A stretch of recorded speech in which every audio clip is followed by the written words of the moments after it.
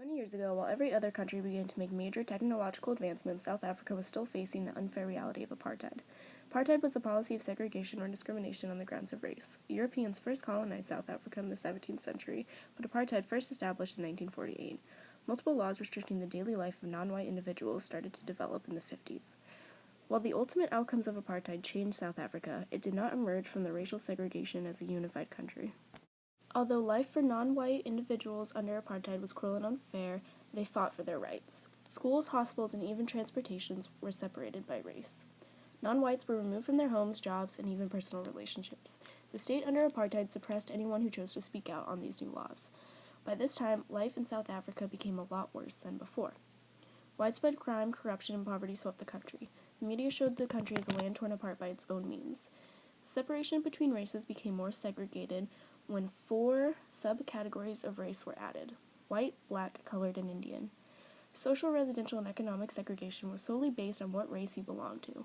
The Homeland System was created, which was a policy in which the government wanted to create new, separate states for each race. This led to non-white families being forced to move into crowded ghettos. These families had no chance to better their life and weren't given any opportunity to do so. Whites were given the privilege of a democratic society. They had freedom of speech and vote, everything a non-white individual did not have at the time. Today, of course, all South Africans are considered equal, but it was a long journey to get to that point.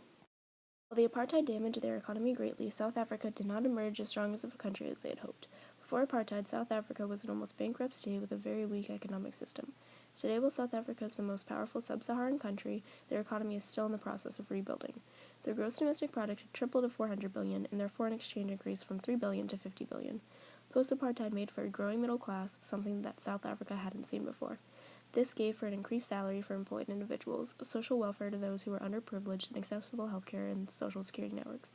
1 in every 5 South Africans went from lower to middle class, which is considered to be the most striking success of post-apartheid South Africa. However, there are still thousands of individuals who still remain in the lower class. Companies within South Africa are now expanding outside their own country, becoming the only vital source of their slow economic growth. While it may seem that South Africa's economy has improved, the apartheid caused so much damage that South Africa will never be as strong as its leaders had hoped. Although they have increased their middle class, the majority of blacks are still in poverty. The constant high rate of unemployment, unfair inequality, and widespread poverty caused by the apartheid made South Africa unprepared for its future as a successful nation. The unemployment rate in South Africa before and after the apartheid is the same. While 5 million jobs have been added, the rate has not gone down due to the fact that 7 million people remain to be unemployed. Unemployment is the highest under the age of 35, which is 40% of the population. The most notable difference in the working class and unemployed class is their education. Most of these individuals grew up under apartheid and did not receive the proper education needed to do most of these jobs, which is why there is still such a high rate of unemployment. They are considered unemployable since they lack essential skills. As for crime in South Africa, it has gone down since the apartheid. Rape and carjacking are common, and there's an average of 50 murders per day. Murder rate has gone down by 44% since 1995, which means it had increased during the apartheid. Widespread crime and unemployment became such a strong problem during the apartheid, South Africa is still dealing with it today. While it seemed apartheid was getting increasingly worse, anti-apartheid groups started to come into play. The most influential groups in bringing the apartheid to an end was the ANC, the African National Congress, due to its content's protest and fighting for individual rights. Their initial resistance movement started because of the apartheid. They started to advise nonviolent protest and do partake in strikes and boycotts. The ANC released a statement on their opinions relating to the actions during the apartheid, which said, "All people, irrespective of the national group they belong to and irrespective of the color of their skin, who have made South Africa their home, are entitled to live a full and free life." End quote. Although the ANC was nonviolent, their members continuously were being arrested for speaking out against the apartheid. The ANC then decided to do acts of sabotage without hurting anyone.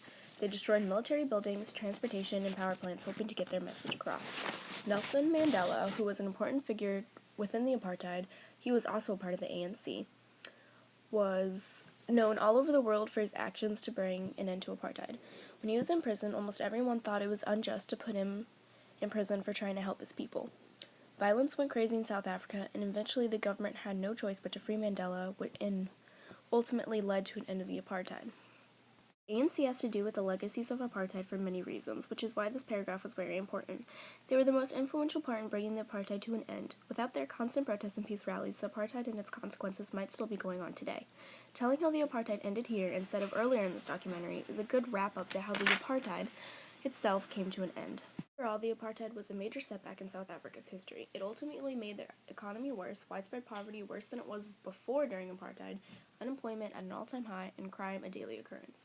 Due to the fact South Africa had a major setback in improving itself as a new nation, to this day it is still continuing to repair the major damage done by apartheid. While it is moving slowly, South Africa is slowly building itself to live up to its potential it has.